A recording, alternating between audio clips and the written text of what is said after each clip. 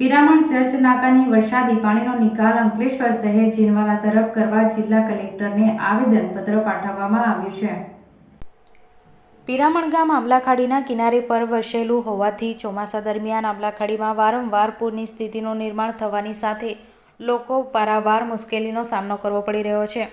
છેલ્લા ઘણા સમયથી પિરામણ ચર્ચ પાસે વરસાદી પાણી નિકાલ અટકી જવાની સાથે વાહન વ્યવહાર ખોરવાઈ જાય છે તો લોકોના ઘરમાં પાણી પ્રવેશી રહ્યા છે. જે સમસ્યાને ધ્યાને લઈ પિરામણ પંચાયત દ્વારા મંગળવારના રોજ સવારે 11 કલાકે જિલ્લા કલેક્ટર કચેરી ખાતે આવેદનપત્ર પાઠવી વરસાદી પાણી કે જે શહેરી વિસ્તારમાંથી આવી રહ્યું છે તેને શહેર તરફ નિકાલ કરવા માંગ કરી હતી.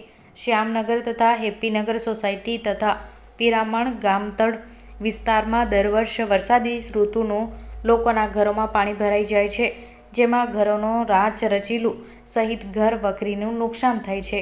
વર્ષો પહેલાં વરસાદી પાણીનો જૂનો નિકાલ અંકલેશ્વર સિટી વિસ્તારમાંથી જીનવાલા સ્કૂલ તરફથી હતો તે બંધ કરવામાં આવ્યો હોવાની આ પ્રશ્ન ઉદ્ભવ્યો હોવાની રજૂઆત કરી હતી.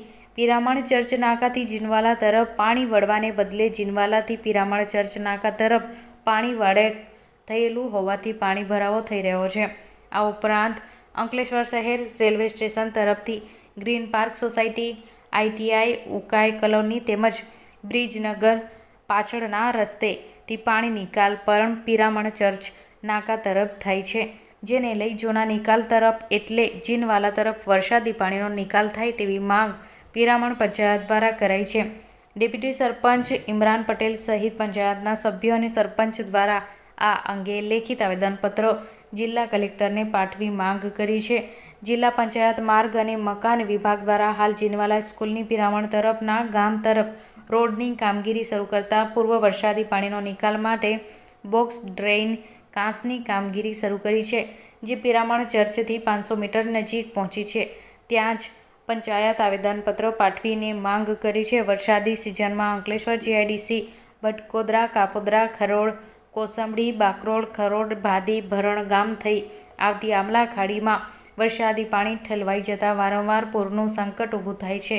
તેમજ આંબલાખાડી રેલવે અંડરપાસ માર્ગ ઉપર બંધ થઈ જાય છે. તે પાણી પિરામણ ગામની નીચાણવાળા વિસ્તારમાં ભરાવો થઈ જાય છે. શહેરમાંથી આવતું પાણી જેને લઈ નિકાલ અટકી જતો હોય છે. તારીખ 30 જાન્યુઆરી 2024ના રોજ કલેક્ટર શ્રી સાહેબને, તુષાર સુમેરા સાહેબને આજે પિરામણ ગ્રામ પંચાયતના સભ્ય અને હું ડેપ્યુટી સરપંચ દ્વારા કલેક્ટર સાહેબને રૂબરૂ મળ્યા અને ચર્ચા વિચારણા કરવામાં આવી કે પિરામણ ગામનો જે રસ્તો છે જ્યારે વરસાદના પાણીના નિકાલ માટે જીનવાલાથી પિરામણ સાઈડ પર પાણી લાવેલા જે વર્ષો જૂનો જે રસ્તો છે કે પિરામણ ચર્ચ નાકાથી જીનવાલા સાઈડ પાણી જતું એનો આખો પાણીનો વેર બદલી રહેલા છે. આવનારા દિવસોના અંદરમાં પિરામણમાં પાણીના પૂરની પરિસ્થિતિઓ પાછલા સમયોમાં પણ ઉત્પન્ન થતી એના હાલ હવે વધુ થશે, કેમ કે લોકોના ઘરોમાં જાન અને માલનું નુકસાન થશે. તો તેના માટે અમે ચર્ચા વિચારણા કરી તથા પિરામણનો જે RCC રોડ 14 કરોડનો જે પાસ થયેલો છે એ લાગતું નથી કે હમણાં બને, કેમ કે જ્યાં સુધી ONGC ઓવરબ્રિજનું કામ પૂર્ણ ના થાય ત્યાં સુધી આ ટ્રાફિક ડાયવર્ઝન થવાનું નથી. તો અમે સાહેબને એ પણ રિક્વેસ્ટ કરી કે સાહેબ આ પિરામણ રસ્તાને ડામર કોટિંગ કરી આપો કે જેનાથી આવનારા વર્ષમાં બી બને, આવતા વર્ષમાં બી બને તો અમને તકલીફ નહીં, કેમ કે ઘણી માટી ધૂળ ઉત્પન્ન થાય છે અને એ શહેરને અને હાઈવે અને GIDCને જોડતો મુખ્ય માર્ગ છે. તો એમાં લોકોને એક્સિડન્ટોના બી ભયો વધી રહેલા છે. દિવસે દિવસે એક્સિડન્ટો થતા છે. ધૂળ માટીનાથી લોકોનું સ્વાસ્થ્યમાં બી નુકસાન થતું છે. તો તેના માટે આજે સાહેબને રૂબરૂ જઈને મુલાકાત આપી એટલે સાહેબે આશ્વાસન આપેલું છે. પણ ONGC બ્રિજ 31 માર્ચ સુધી એ પૂર્ણ થવાની શક્યતા છે અને જો RCC રોડ બને તો 6 માર્ચ સુધી આ રસ્તાનું કામ પૂર્ણ થવાનું નથી.